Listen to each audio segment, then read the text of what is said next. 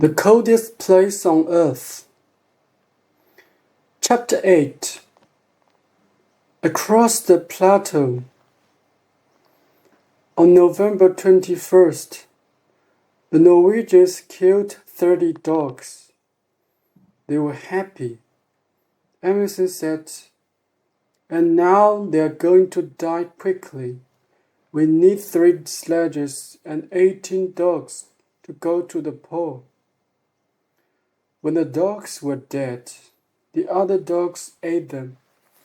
The men ate them too.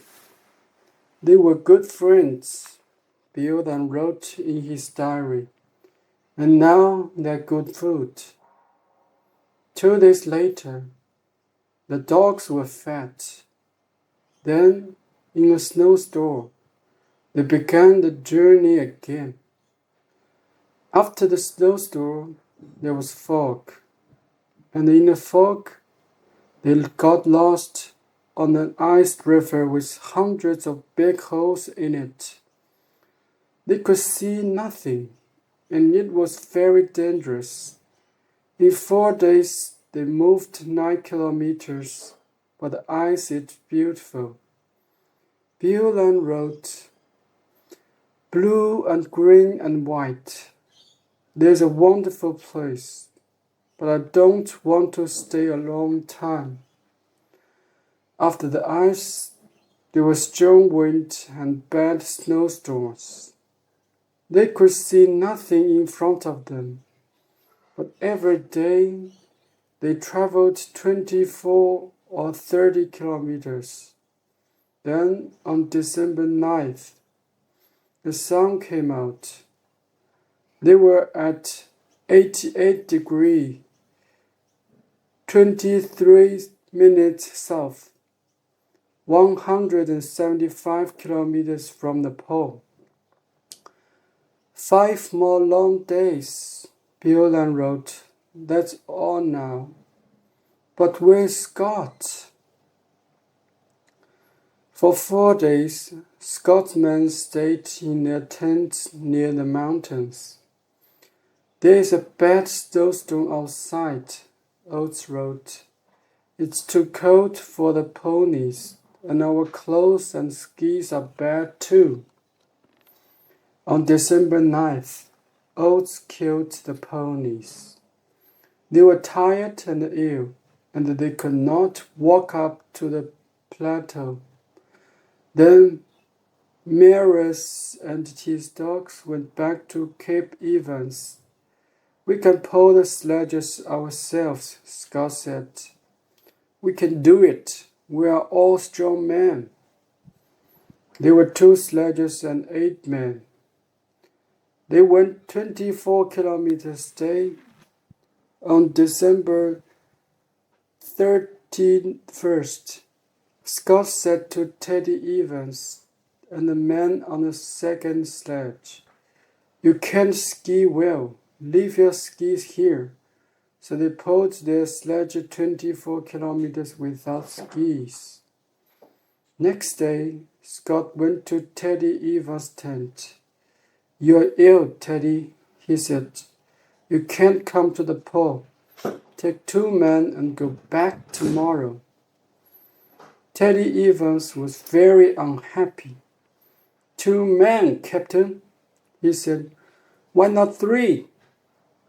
"Because Bookworms is going to come with me," Scott said.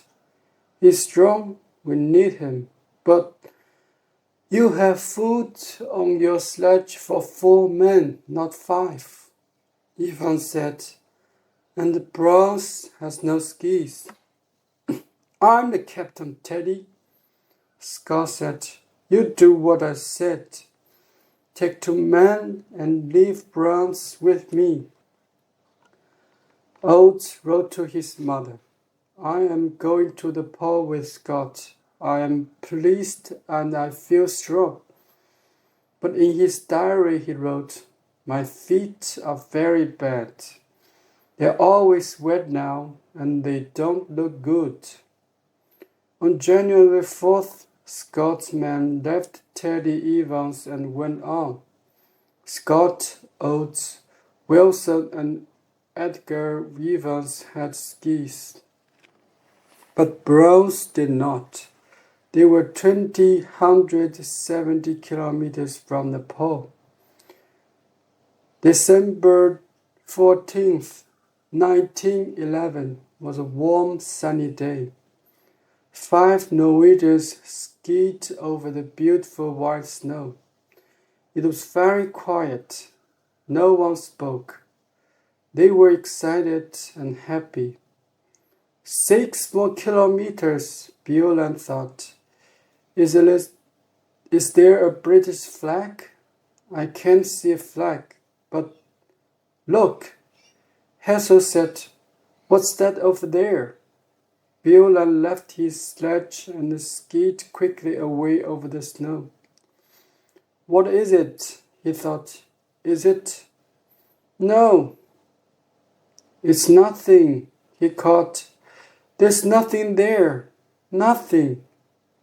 3 kilometers. 2. Road.